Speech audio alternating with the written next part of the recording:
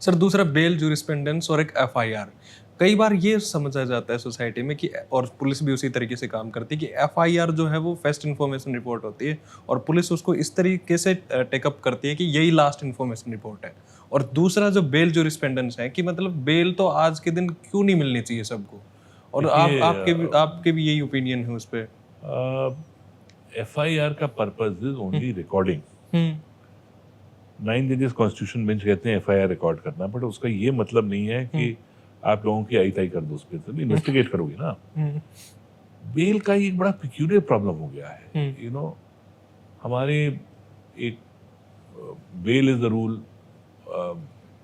Many years से ही चल रहा था, बट आस्ते आस्ते जेल इज द रूल बनता गया। और हम लोगों ने मैंने कई जजमेंट्स दी अलॉन्ग विद अदर जजेस।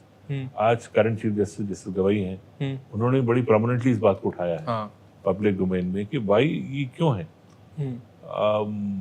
पहले हम कहते थे कि मैजिस्ट्रेट बेल नहीं देता है, फिर हुआ कि डिस्ट्रिक्ट जज नहीं देता है, फिर उनका हाई कोर्ट भी नहीं देता है। अब सुप्रीम कोर्ट का बेल का क्या काम है, मेरे को बताइए। इसका कोई पर्पज है नहीं। और मैं यही समझता था, लेकिन जब मैं सुप्रीम कोर्ट आया मुझे लगा कि जो मेरे पास बेल और एंटीसिपेटरी बेल के केसेस हैं, कम से कम 1/3 ऐसे थे which were clear cases of bail और एंटीसिपेटरी बेल। अगर उसमें भी नहीं मिल रहा है तो पर्सनल फ्रीडम इन्वॉल्व है। ये कैसे होगा कि आप नहीं करेंगे, और आपका समय जाया होता है बजाय लॉ ले डाउन करने के। आप बेल में वकील भी दोनों साइड पे क्या हो रहा है, जो स्पेशली इकोनॉमिक ऑफेंसेस के हैं, दिनों तक बहस चलती है उस बेल पे। फिर उसकी 50 दफे की जजमेंट आती है। ये तो बेल का काम नहीं है। मैंने कई बार कहा, फिर वो सुप्रीम कोर्ट इसलिए आएंगे कि साहब उसने 50 दफे की जजमेंट लिखी है, अब this should be not be treated, it should not affect trial. Of course it will not affect trial, but मैं उनसे पूछता था कि आप बहस क्यों करती इतनी वहां पर जाके। सो अब वो एक सर्कल जो, सो आप पंजाब हरियाणा की बात कर रहे थे। मैं जब कई बार डिस्ट्रिक्ट्स में जाता था, बाहर फंक्शन होते थे, इंटरेक्ट करता था, तो कई बार वो उनसे कहते थे साहब एक चीज करिए, अब आए हैं यहाँ पर तो डिस्ट्रिक्ट जुडिशरी को बेल की पावर दे के चले जाइए प्लीज। कहने का मतलब यही था कि यहाँ कोई बेल देता नहीं है।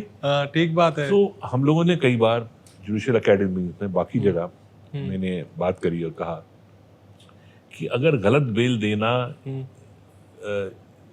बेइंसाफी है, तो जहां बेल बनती ना देना भी बेइंसाफी है। दोनों बेइंसाफी होती है। तो आप वे करिए, हम नहीं कह रहे सब चीज में बेल मिल जाएगी मुझे, बट बेल के पैरामीटर्स लेट डाउन है, 70 साल से लेट डाउन है, कोई दिक्कत की बात नहीं।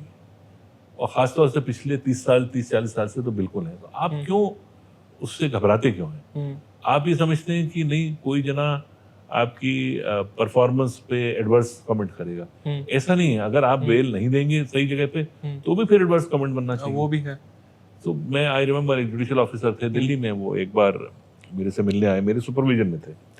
तो उनकी कंप्लेंट ये आई कि उन्होंने एक केस में बेल रिजेक्ट करी, अगले दिन किसी और वकील के थ्रू बेल हुई और तीसरे दिन बेल दे दी। तो हमने उनको बुला के पूछा ये कैसे कर सकते हो आप? तो बोले साहब पहले दिन तो मैं बेल देता ही नहीं, मैंने किस कानून में लिखा कि पहले दिन बेल नहीं देना, ये कोई मतलब है? और फिर वो तीसरे दिन बेल क्यों दे दी आपने? तो मैंने कहा ये तो आपके ऊपर एलिगेशन आएगी लॉजिकली, तो ऐसे आपको नहीं करना चाहिए कि आप समझे कि बेल देनी ही नहीं पहले दिन। अगर बनती है तो दीजिए, नहीं बनती है तो नहीं दीजिए।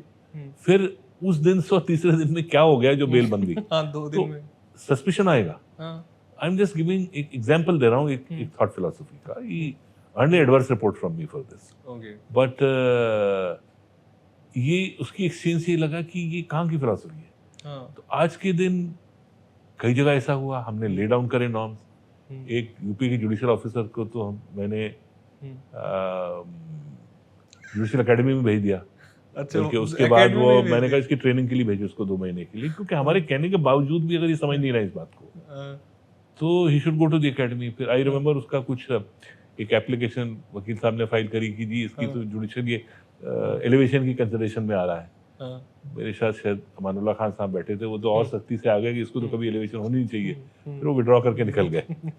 बट एक culture must be set right, and judiciary must also protect officers जो इंडिपेंडेंटली देते हैं। उनको ये नहीं लगना चाहिए कि ये एग्रीवेट मामला और इसलिए भी हो गया है कि जो रोल आज के दिन सीबीआई और ईडी केसेस में आ गया है और मॉनेटरी केसेस हैं, कई लोग फील करते हैं कि नहीं जो ये सब अलग चीज है, फिलॉसफी अलग है, इसकी जजमेंट्स अलग हैं। ऐसा तो नहीं है कि ये कहा गया है कि जब तक आप अपने आप को इनोसेंट प्रूव नहीं करें तब तक जेल में रहिए। सो ये कल्चर इवॉल्व करने की जरूरत है, इसको रीटेक बैक करने की जरूरत है, ताकि हम अननेसेसरली आल्सो जेल्स को क्राउड नहीं करें विद ओनली अंडर ट्रायल्स। हाँ, ठीक बात है। कन्विक्शन तो होगी नहीं, अंडर ट्रायल्स से क्राउड करेंगे। Okay, sir, do you believe Supreme Court judges are quite arrogant? ऐसे कोई ओके, मैं इसका काउंटर क्वेश्चन पूछूं, are all politicians arrogant? No. Are all supreme court जजेस arrogant? No. Are all bureaucrats arrogant? No. Most of them? Some of them would be. No, I don't Some think of most them. of them. I don't think most of them. Some examples can emerge. देखिए, जज कहाँ से आया? भगवान ने ऊपर से टपकाया उसको? नहीं। नहीं। एक हमारे सोसाइटी का ही पार्ट है। सोसाइटी में इवॉल्व हुआ है। ये वही बात है, 100% जुडिशरी ऑनेस्ट, तो मैं पूछूंगा, is our society 90% honest? No. हम अपनी डेली लाइफ में ऑनेस्टी नहीं करेंगे, तो जुडिशरी में भी कुछ ना कुछ लिख लेंगे। Issue is how to tackle it, how to deal with it. ये तो हो गई। पहले हर जने को अपने आप को भी तो करना चाहिए, क्रिटिसाइज करने से पहले एनालाइज करना चाहिए। हाँ। ये भी बिलीफ है, हम ये भी कहते हैं हर पॉलिटिशियन डिसऑनेस्ट होगा। ऐसा तो नहीं होता। जो मेरी डीलिंग हुई है, जो specially chief justice in 2 states, you deal on administrative issues. ऐसा नहीं होता कि हर जना कोई किसी भी फील्ड में डिसऑनेस्ट होता है।